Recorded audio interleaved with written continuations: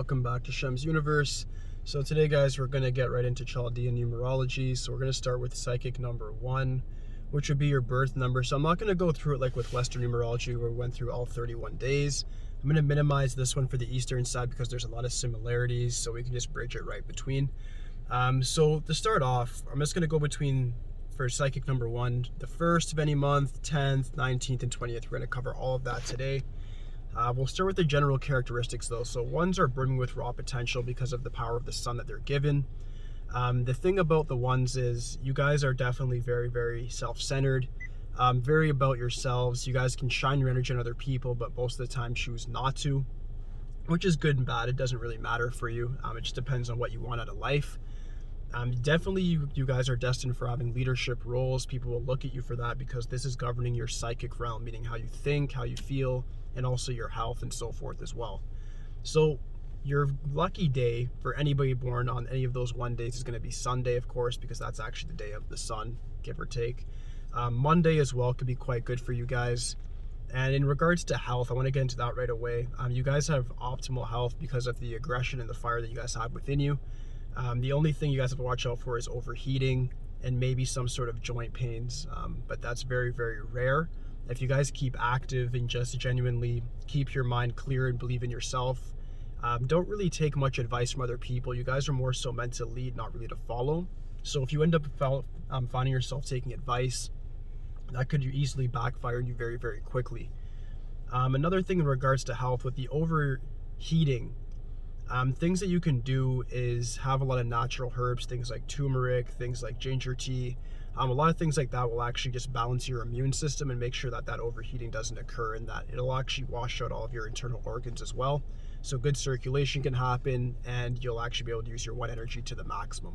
In future videos, I'm going to discuss how to actually align your chakras and how your number aligns with each chakra. So you'll be able to have a better understanding on how to manifest and utilize your given energy. But more into the ones though, if you're born on the 1st of any month, you're naturally going to be the very, very, very dynamic leader, somebody that people want to be around, naturally very popular, and people will tend to think they know you, but they don't. Anybody born on the 1st of any month is going to be a loner at heart, but have a lot of friends. The 10th is very, very similar, same thing. It has the 0 next to it, which actually very much amplifies that one energy. But the 0 is like Wheel of Fortune, like I said, so it's give or take. It could either be you're extremely successful or not successful whatsoever. There's no in between for you guys. It's just like the 8. So you have the ability with the 10 of the root chakra, which means just manifestation. You guys can instantly manifest anything at your will. If you think about bad things are going to happen. If you think about good things are going to happen. And there's no exceptions to that whatsoever. Your confidence level is directly correlated with the success that you're going to have. Remember, this is governing your psychic realm, guys. So if you have a 10 as your birth number, you need to make sure you're thinking positively almost all the time.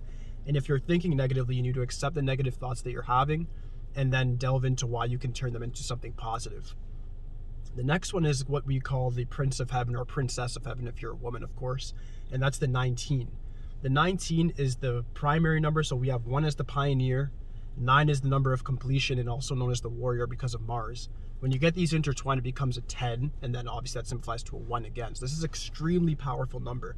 I would say this is the primal exaltation of the number 1, because the number 1, when it's in 19, gets the combination of Mars, which is fire, and Sun, which is the origin of fire. So you get that together, and you get somebody who's very, very aggressive. You get people that will really run you over. They're ruthless. Depending on their life path, this number will probably overpower your life path, especially within Eastern numerology, which I've discussed in the last video, where your birth number actually overtakes your life path number until you're of the age of 35 and over.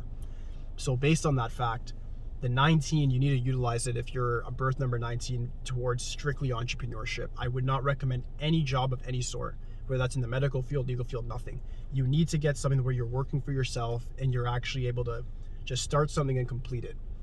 The 19 in Western, not to confuse you guys, I know is a karmic number, and it's always talking about completion and discipline and finding boundaries. With the Eastern, that's not the case. You guys are already very much able to know your boundaries. You guys are already able to see what needs to be done and just get it done, and people will look to you for that as well. People will look to you for strength, and my suggestion would be to provide it to the right people who are giving you the same thing in return. The last one is 28, and this is not the worst luck number one number, but it's very, very interesting because it has the 8 in it, which is the 1's polar opposite, and the 2, which is also a polar opposite. I'm going to explain that right now. The sun and the moon is like conscious mind, subconscious mind. When you get the 2, it's all about reacting, receiving. The sun is all about giving and action.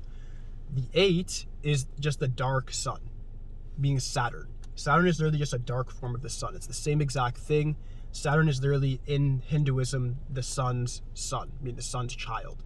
So when you get these numbers that align and then become a number 1, there's a lot of confusion in the mind. When it's a birth number, there could be confusion between, do I follow friends? Do I accompany my friends and let them steer me on the wrong path? Or do I just follow my own lead? My advice to you is to follow your own lead, is to make sure that you're still, like every other number 1 psychic number, focusing on what your agenda entails and making sure that you actually get those things done. The other ones don't have a hard time with this. They're very independent minded. The weakness with the 28 is that you guys have a 2 there as well, which makes you not independent minded. And that's going to be the biggest problem for you. But you guys also have one of the highest potentials for financial success. Also, because the 2 is a very receiving number, you guys receive a lot of good luck, whether you had good family, or if you have, I can't really say good friends, because the friends is where things turn to problems. But you will have good people around you, a good network that you can utilize to actually get the things that you want, if you know how to think correctly. That's the whole thing. But that is just a general summary for the psychic number 1s. My final suggestions just on it is that, remember, the number 1 is associated with our root chakra, which is the bottom of the spine. It's the bottom of the serpent. And when we get to 7, we're going to get to the top, which is the top of what we'd call the kundalini. I'm going to discuss this in another chapter when I get into more spirituality outside of astrology and numerology. But just to give you guys the basics right now, because it's very, very important for 1s. You guys are very rooted in the ground, rooted in the earth. You guys have the power of the sun. And because of that, you guys are able to manifest things very easily. Energy flows through your spine very quickly. So if you guys are able to actually transpire and use that fire energy that runs through you for good use in your own way, you will definitely achieve success. If you do not concentrate this energy, it will work against you and in turn destroy you.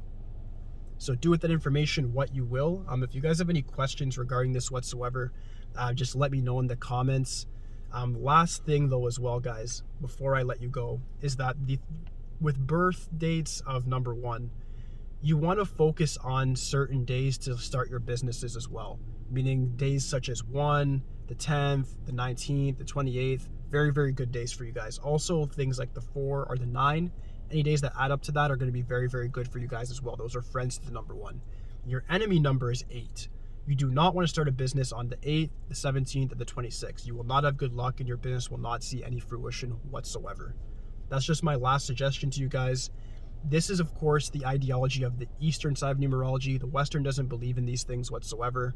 Bear in mind the Eastern is an older form of it, so you can do with that information what you will, but that is their beliefs. So take with that what you will. If you guys have any more questions for me whatsoever, like I said before, just leave it in the comments.